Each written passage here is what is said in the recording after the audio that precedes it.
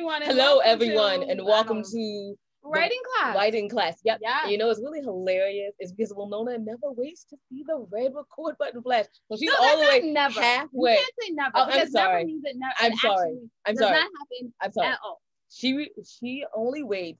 She doesn't do it 99.1% of the time. 98%. 99.1% of the time. I feel like it's a 98.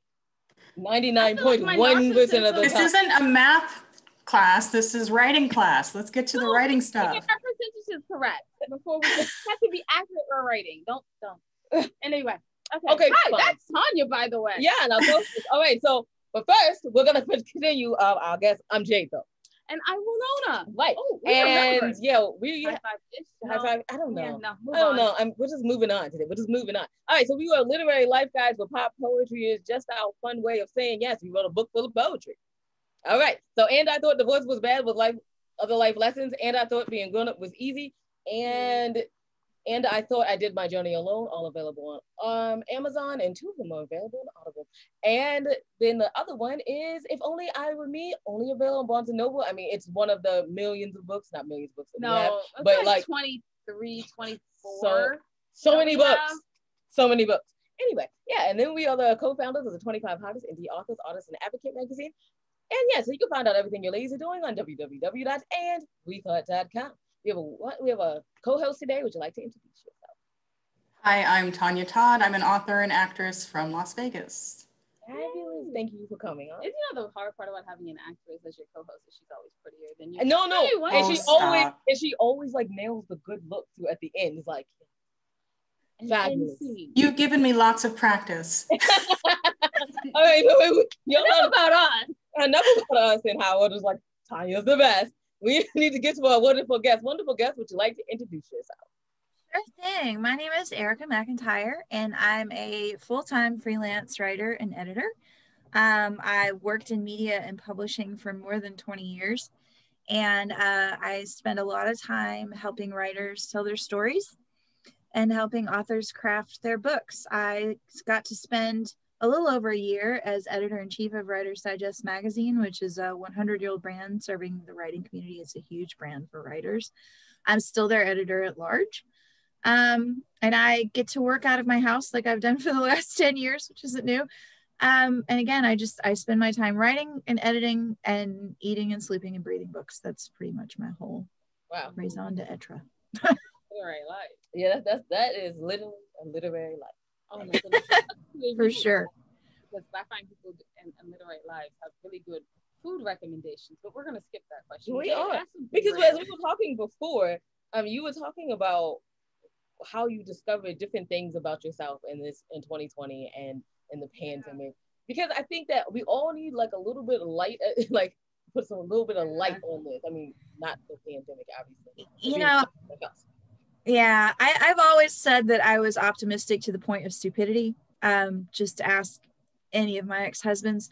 But I am an optimist. And that's hard earned. And life can be tough even in the best of circumstances. So this year has been its own very special challenge for each and every one of us.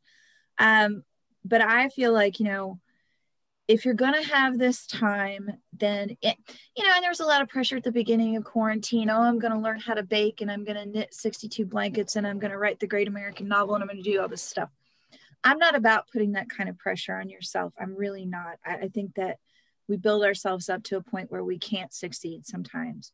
But I know that for me, last year was a very stressful year for me. It's like people talk about how bad this year is. Last year, I got my dream job at a company that filed Chapter 11 bankruptcy nine weeks after I took the job. In the middle of the Chapter 11, my mother passed away.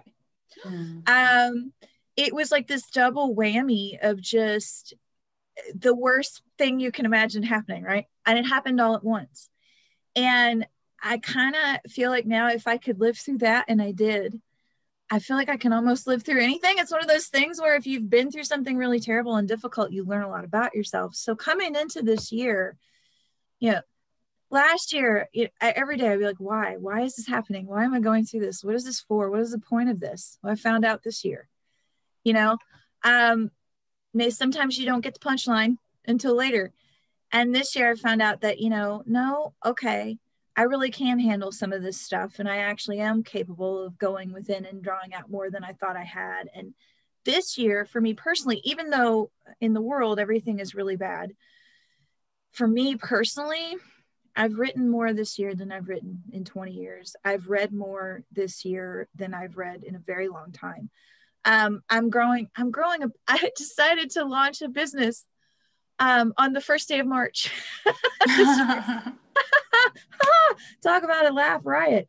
I left my job at Writer's Digest in February, and I left there on good terms. I went there, I did a good piece of work. I transitioned them into new ownership. We got to the 100th anniversary. I got to do really cool things there, but I realized that there was still some things I wanted to do for me. So I left and I restarted my editorial business. And of course, by March 13th, the world was on fire. And, I felt invisible for a couple of months and was kind of stunned, like I think a lot of people were. But then I realized, oh, okay, well, I still can do this thing and maybe I can do that thing. And it's like with anything, you do one thing and you feel good about it and then you can do the next one, And so now I feel like I did hit a roadblock, in March and April. I am a couple months behind where I want to be with things, but I ended up still picking up and carrying on. And I feel like a lot of the people that I work with a lot of self-published authors. It's one of my favorite things to do is to work one-on-one with individual authors. And I feel like a lot of people just kind of put pause on things this spring, but now it's kind of like everybody wants to make up for lost time. So I've actually spent the last couple months editing more words than I thought it was possible to edit in a calendar month. But that's great, because that's my whole reason for being here. It's what I do. I'm just, I'm finding that I used to be always in a hurry. There was always this pressure, get here, do that, be this. And with a lot of that taken away, you can kind of collapse, because I think a lot of times we use busy as avoidance for things we don't want to look at in our lives, maybe. But once you get past that, you can actually start to see, oh, okay, I still have some things that I can bring to the table, even in altered circumstances. So, I call myself a professional cheerleader, even though I was not athletic at all. But my goal is to cheerlead writers and authors and, help people meet their goals in this crazy business we call publishing, because I feel like that's what I bring to the table. I can bring people along, kind of like a story Sherpa. A book doula. I'm not sure. Because I'm in business for myself, I can call myself whatever I want, which is another cool thing about writing. Like if you self-publish your book, you could call it Literary Life Guides for Pop Poetry instead of just a book of poems. Look at that marketing right there. You love marketing right there. Just like Ericka's going to end up calling herself a story Sherpa. I love it. I love it so much. I mean, I know Winona has a question, but I'm going to be ridiculous and narcissistic like she is. And I'm going to ask you, how have you seen publishing change as the industry over the years? Okay, that's a much more important question. Go for it. Yeah. So how's business stuff? Well, I've been in this business since around 1998-ish. And I first went into business for myself in 2010. And when I started in 2010, I had moved to New York for a job and had a situation come up where I had to move back to Cincinnati. And it was the first time in my life that I had quit a job without another job lined up to go to, ever, since I was like a teenager. And I'm 35 and I don't know what to do. I call up all my old employers in Cincinnati and nobody had a job for me, but everybody had freelance. And I was like, okay, well, I'll do this for a couple months until I find a real job again. And then 7 years later, it was my real job, When I started in 2010, 80% of my client lists were traditional publishers, academic publishers, trade publishers, whatever, publishing companies. And a very small segment of my client list were self-publishers. I would work with maybe 1 or 2 self-published authors a year. Now, 10 years later, in 2020, that's completely flipped. 80% of my client base are self-published people. And I have a very small bit of my client list that is still traditional publishers. And we've kind of watched this revolution in self-publishing, and we've watched publishing become more accessible with technology, with everything that's available now. And the thing is that if done right, a self-published book is completely indiscernible from a traditionally published one. And you don't have to take it to some snooty pub board that says, no, we're not going to do that book this year. We've already done one like it. You know, I mean, I worked for a traditional publisher for many years, and I would sit in those pub board meetings and I would watch us reject really good, what I thought were really good ideas for a variety of reasons. We had just published something too similar to it, you know, a season ago, or maybe we didn't think we could market it effectively to get, you know, the investment back, whatever it was. And we would have to say no to things. And it always broke my heart because, and those were the days when self-publishing was still kind of looked down at, and, you know, and now though, I've watched it completely evolve over the last 20 years. And I love working with self-published authors. And you know, the books that are coming across my desk are of just as great a quality as anything that I've picked up from, you know, traditional publishers in recent years. So I think that there's definitely been the biggest change, I think, is that there's been this kind of revolution where you can do it yourself now. You can go to Bowker and get an ISBN. You can find a professional designer. You can get on Amazon. You can sell your books. You can get in bookstores if you want to do the legwork to do it. And this is the thing too. You know, people think, oh, if I go with a traditional publisher, they'll do everything for me. No, they won't. No, they won't. You'll still end up selling books out of the trunk of your car if you end up with a traditional publisher. So why not? I mean, if you really want to do it, why not do it yourself? Keep the profits for yourself. You know, if you're going to have to do so much of the legwork yourself anyway, then why not just do it yourself? And then you have the control. You get a say in the editorial voice and the packaging and everything more than you would at a traditional house. I like that. The other thing that I think is great is that more voices are being heard in the publishing world now because of that revolution, which is critical. You know, the big five publishers, you know, somebody asked me once, when do you consider yourself a real writer? And I was like, well, I feel like if you're a writer, you're a real writer. If you sit down and you write, you're a writer. And I don't think that when traditional publishing, you know, those big five publishers, New York Publishing, when quite frankly, they have not made room for everyone, for a diversity of voices and views, then it's not fair to say that you're not a writer until you've been published traditionally by the big five. When for a very long time, they didn't make inclusion a part of the system. So to me, that's unfair on the face of it. If you're a writer, you're a writer. And I don't think there's some external yardstick that you can really use to judge that. If you're out there and you're doing it, then you're out there and you're doing it, you know?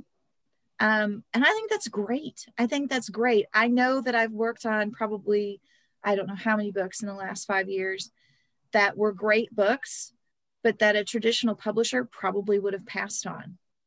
For what reason? And just for the reasons I said. It's like, oh, well, we published a book like this 2 seasons ago.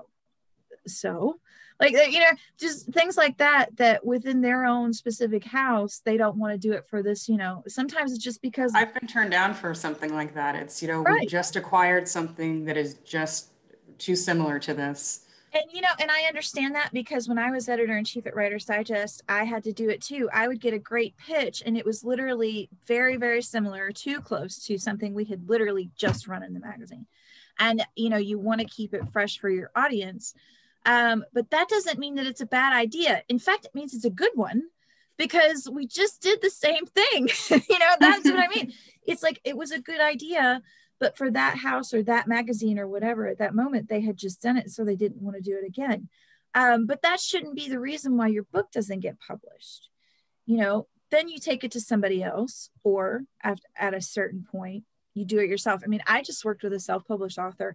She's at the top of all these bestseller lists on Amazon. She couldn't tell you how many traditional publishers passed on her book for any reason under the sun. You know, she got tons of rejections and then she finally decided to do it herself, and now it's a bestseller. The thing about publishing is that we all have to remember the thing about art, it's subjective. It's subjective. And you know, editors are people too. And I mean, I tried very much to, when I was an acquiring editor particularly, keep my vision wide and not just acquire stuff that I wanted to read. There's more people in the world than me, believe it or not. And people like other things other than what I might find interesting. But I know that it's just easy to fall into, well, I like this book, so I want to do it, or I don't like this book, or it's still subjective. If you land on an editor's desk at the wrong hour of the wrong day, you can end up with a rejection, which is why I tell my authors, don't let rejection stop you. You know, keep going. I can't remember who said it, but somebody said you should be going for 100 rejections a year if you're a writer. Yeah, I have a spreadsheet for my 100 rejections per year. Which, you know, and you tell people that and you're like, whoa. I'm like, yeah, this business is work. It's work and it's hard work, and you have to develop. But it's a numbers game. If you don't put yourself out there, you're not going to get. You know, and it's tough. I mean, it's tough. And it's, you know, I have authors who I just did a blog for my own site today about, you know, what are your goals for writing? Why do you want to write a book? And what do you think that you can do with it? And I talk about the difference between that which is theoretically possible and that which is statistically probable. I have a lot of authors who come to me and say, oh, I want to be the next Stephen King. I want to be the next James Patterson. I want to be the next, what about? Okay, well, I'd like to be the next Lady Gaga, but I guarantee you I'm never going to headline the Super Bowl, okay? There's a difference between a realistic expectation and a realistic goal, and something that, you know, everybody wants to be a bestseller. You know, I get new authors, and one of the first questions I ask them is, you know, why do you want to write a book? Or what are your goals for your book? Oh, I want to be a bestseller. Well, yeah, great, noble goal. What kind of bestseller?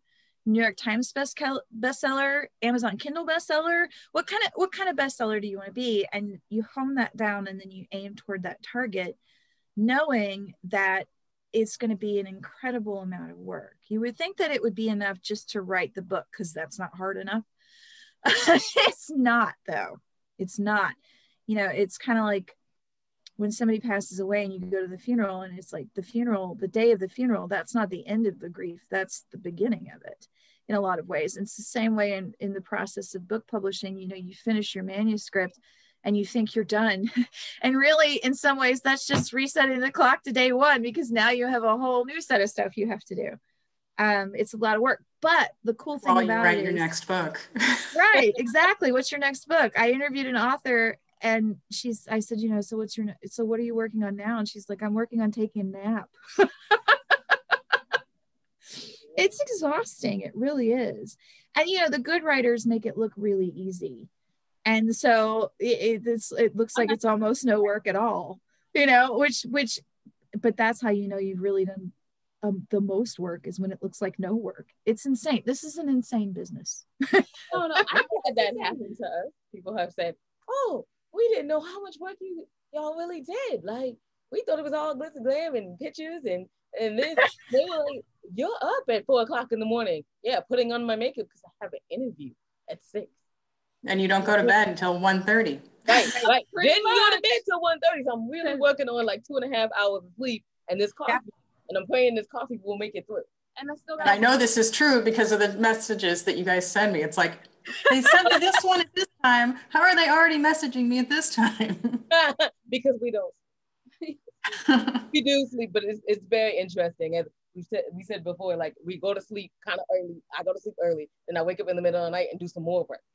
So I see. One of you is messaging me at night, and the next one messages me in the morning. Right. So whoever woke up in the middle of the night, they get to sleep. Exactly. So Tanya, I know you have at least one more question. I know you wanted to ask. Let's take this advantage because I'm being gracious today and giving up my question time right now. Okay. I do have several questions, but since we talked a lot about your profession, I kind of want to talk about your dedication to saving cats. Oh yeah. I just Tell us about your volunteer work. Yeah, you know, I am a crazy cat lady. They find me. I haven't actually consciously adopted a cat in more than a decade. They just find me. I have 2 rescues right now. I have a tortie that I bottle raised that was abandoned under a deck, and I have a three-legged tuxedo who was born in my rose bushes as a feral. But I actually just spent the morning doing one of my favorite things, which is actually feeding adoptable cats at the local Petco with the rescue that I volunteer with. And I've been doing that for ages. I have a soft spot for them. I don't know. I went during the Well, for that reason, if I ever have an opportunity to introduce you to Bill Murray, I will do so. Yeah, you know, Bill, I'm still waiting. The funniest part about it is that I live in Cincinnati, and his son was a coach for Xavier basketball for any number of years. He's not here anymore, unfortunately, but he was here for a long time.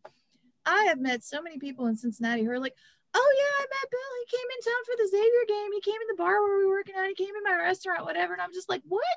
He's the only famous person I want to meet. I've met Bill Clinton. Wrong Bill. Wrong like, Bill. Wrong Bill. Like, I haven't met Bill yet. But yeah, I really have done that for, I don't know when I started volunteering, that at least 20 years ago with animal rescue. It's just something that's really close to my heart. And I'm actually working with a high school student right now to build an Instagram page for the rescue that I'm working with now. Because, you know, cats go big on Instagram. The internet is run by cats. So have you considered any kind of cause marketing where you connect your volunteer work to your work so that you can help promote them? Gosh, no, but that's a fantastic idea. No, well, I've never thought of I'm going to recommend a book when we're done by Cheryl Green that helps you do just that. Please do. Because and especially during the pandemic, you know, the pandemic hit right as kitten season was happening. And, you know, a lot of people who were trying to do TNR and all these different things, it's like everything got shut down. And so kitten season this year was just, wow, crazy. And so it's been tough on those organizations because, well, and the other thing too is now everybody has crisis fatigue. And so it's kind of hard to get attention to a cause at the moment. In some ways, you know, people are like, one more thing. But it's something that I've always done. When I was a little girl, I wasn't allowed to have any pets. And I wanted a cat really badly. And a stray wandered to our house and immediately adopted my mother, who was the person who told us we couldn't have any animals. It's like they know. It's like they know. And she loved that cat. And I was like, see? And then we always had cats after that. But they that worked out for you. That worked out for you so well. I feel like that should be a short story. It really should be. It should be a short story. Ooh, or a children's book. Yes. I've been working on a lot more children's books lately. I love working on children's books. What do you write? What do I write? Well, I'm in the course of writing two things right now. I am writing a memoir that is tearing my guts out. Now that my mom has passed away, I kind of feel like I can write it. Whereas when she was still alive, I kind of felt like I couldn't in a weird way. And I'm working on that. And it's exhausting because you have to go back to sometimes the hardest things in your life to talk about them. Mm-hmm. And then the other book that I'm working on is actually a book about books. It's a book about how to build a book, how to self-publish your own book. Like what are the steps in this process? I get questions all the time from people that to me are just givens and super basic. And then I remind myself, I've worked in this business for 20 years. Of course I know this stuff, but if you're brand new to it, it can be very confusing, very murky, very intimidating. So what I'm trying to do is to break it down into, you know, the step by step and make it super clear to help people. Because I feel like, you know, publishing, it plays too close to the vest sometimes for me. I'm all about the, you know, sharing that information, you know, and bringing other people along. I don't like that kind of whisper network kind of stuff. If I know something, I'll tell you, you know, it's not a secret. You actually have one of the best definitions for the different types of editing. Do you want to share those for the viewers and listeners? Oh, I do. Oh, thank you. I love the way it's laid out. Well, you know, there's a lot of confusion about that. And even amongst editors, we don't use this. We use terms interchangeably. Somebody will call a line edit a development edit, and somebody will call something a content edit. And it's like, what do you mean? And the way I like to look at it is, and the way I've described it before is, you know, there's funnels, there's The biggest funnel is your development edit. That's the top level bird's eye view. Does this work as a piece? Are there huge holes in your plot? Or are there segments in the narrative, like say in a memoir, that are just missing? And you're like, why is this not in here? Why are you not telling us this? What's gone? Character development, subplot, the big picture issues. Does this even work as a piece? Then you filter down, to your line editing and your copy editing and your proofreading. And it just gets smaller and smaller and smaller as you go. At copy edit, I'm not looking for plot holes, and I'm not looking for the pieces of the story that I think are missing. What I'm looking for at copy edit are all the words spelled consistently? Is your grammar, is your punctuation, is all of that online and together? Are all the proper names spelled correctly? If you cite a fact in here, can I prove that? That kind of thing. If you list a statistic, I'm going to see if I can find that anywhere. If I can't, I'm going to flag it for you. If you have in fiction, it's like it's spelled Gary on page 9 and Garry on page 12, and making sure that things are consistently treated throughout the manuscript, because those kind of copy editing errors take your reader out of the story. If okay is spelled 5 different ways in a manuscript, it's distracting. So you refine it down, you polish it up. After a development edit, a book can look substantially different than what it started as. Whereas after a copy edit, it looks pretty much the same. It's just a lot shinier. It's got its tie straight. And then it gets laid out in design, and then you proofread. There's no point in proofreading a manuscript before it's been laid out in a design program, because once it goes into design, all sorts of errors can get introduced. So when you're proofreading, you're looking for, is there a header on every page? Is there a footer on every page? You do read the manuscript through another time, and you want it to be by somebody who's never seen it before, because our brains have adapted to filter out a lot of information, and that makes life easier for us in some ways. But when you're proofreading, that's exactly what you do not want. You want someone with completely fresh eyes to your work, who sees that extra "the" in the middle of a sentence. The. Your brain is trained to skip over that so that you just don't have that information. But as a proofreader, you can't skip over that. That's exactly what you're there to find and fix. Or page breaks done correctly, that kind of thing. So it's kind of like, bigger down to smaller. And then at the very end, once it's proofread, it should be as close to perfect as it's going to be. But I always put a little asterisk there, because books are made by people and people are never perfect. You can get a book as close to perfect as it can be. But very rarely is it ever completely perfect. I just picked up the brand new novel by one of my favorite writers, and I found 3 typos in it. It's just, it happens. So we don't beat ourselves up about it. We do the best that we can, and then we fix it in the next round.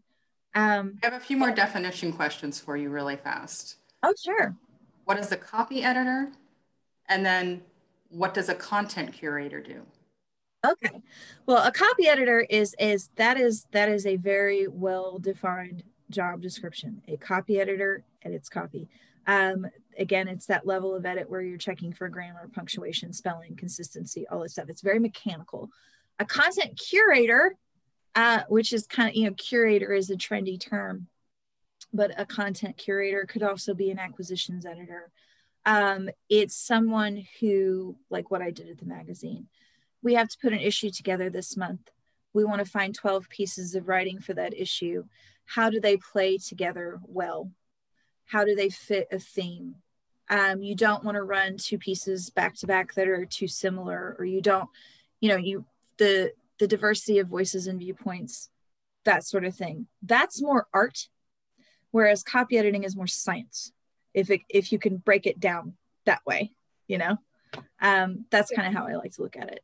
It's nice to know that we're like content curators just a little bit. Yeah, content. For sure. I do have one question. I know you do. It's a 2-part question. Of course it is. Okay. Well, known as famous.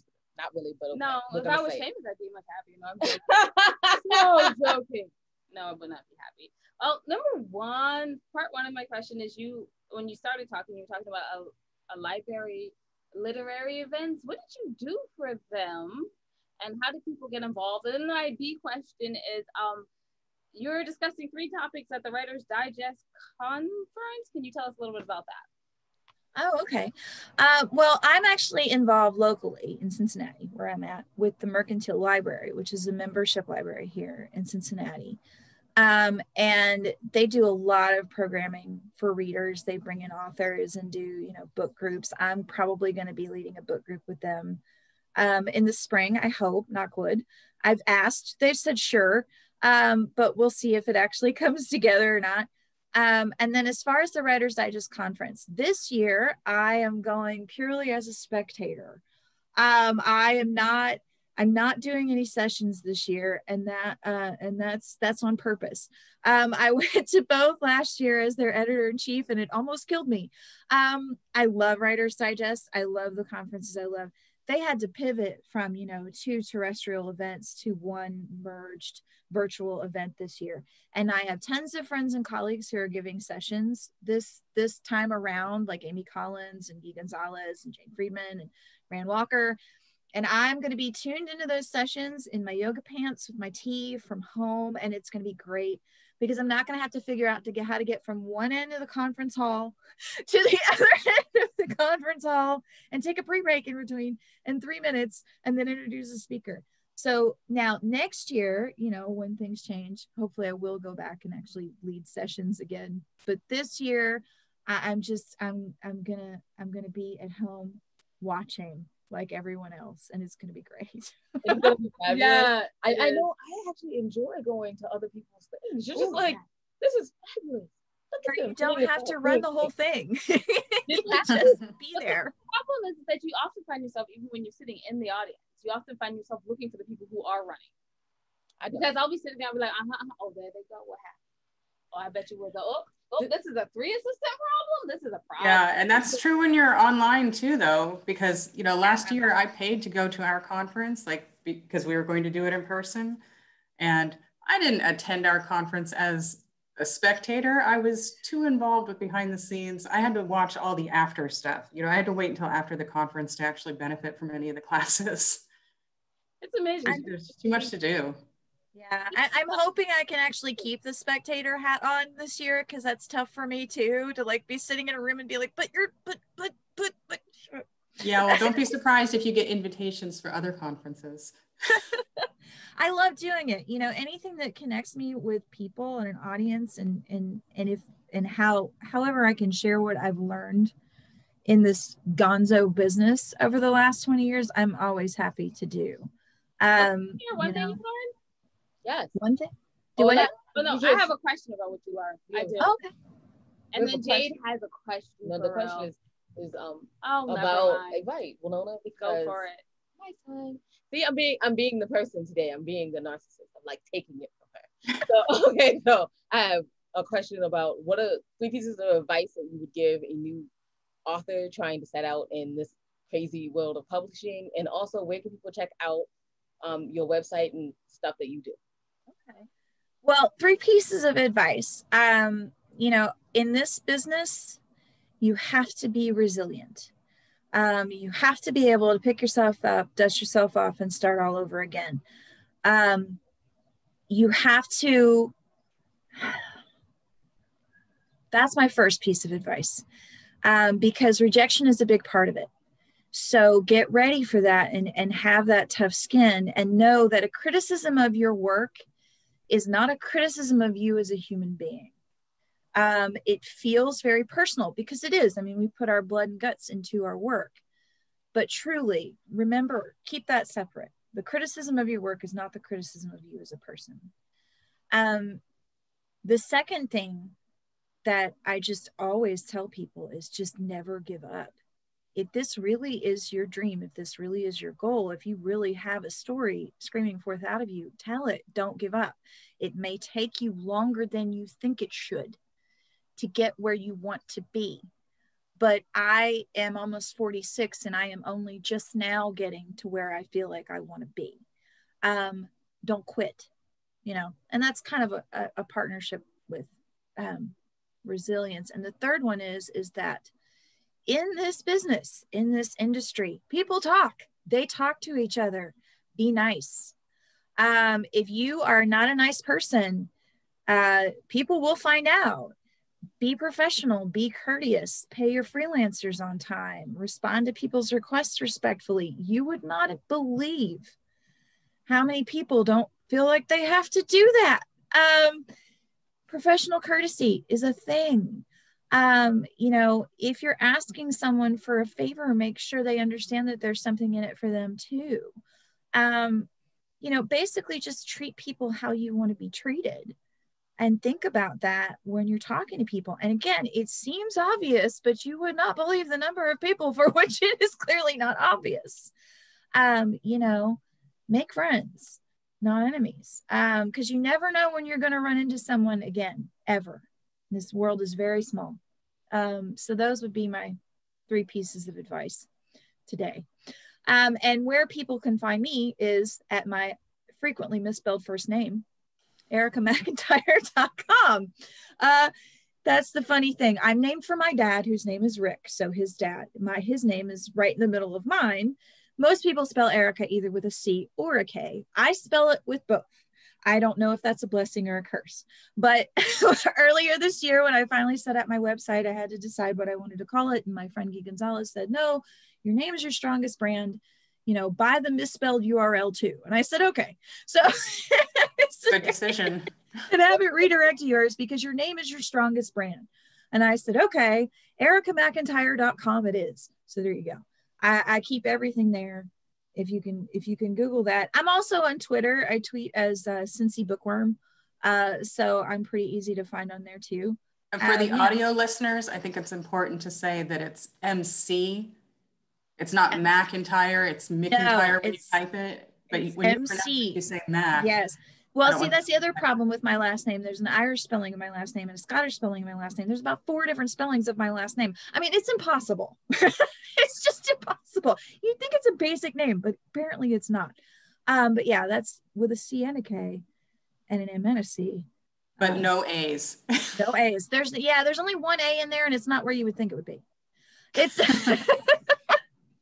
but yeah, and Cincy Bookworm is usually pretty easy to find too.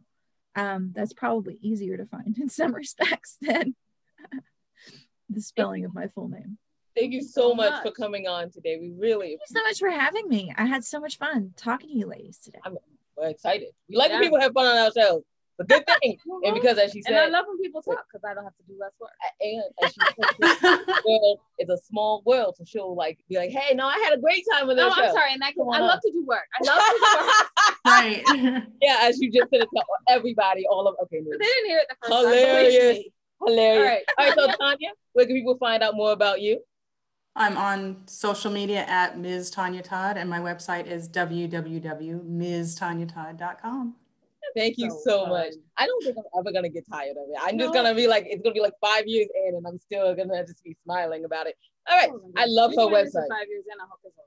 Never mind. You hope there's no, liquor? I caught myself. You hope there's liquor involved? Yeah. Could you bring back our flask? Okay, maybe. Okay, Jake, can you wrap us up? All right, absolutely. You can find out everything your ladies are doing on www.andwethought.com. While you're there, check out the homepage. Check out one of our new podcasts, the Ladies Tale podcast, where people read a script, professional actors.